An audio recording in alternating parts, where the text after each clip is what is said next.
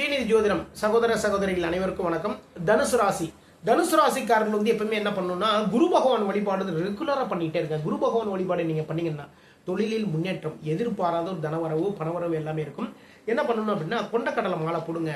கொண்டக்கடலை வேக வச்சு அதை தனியா வச்சுக்கோங்க. நெய்வேத்தியம் பண்ணிட்டு குரு பகவானுக்கு நெய்வேத்தியம் பண்ணிட்டு, அதாவது நவகிரகத்தில் இருக்கக்கூடிய குரு பகவானுக்குங்க நெய்வேத்தியம் பண்ணிட்டு வரக்கூடிய பக்தர்களுக்கு எல்லாமே கொடுங்க.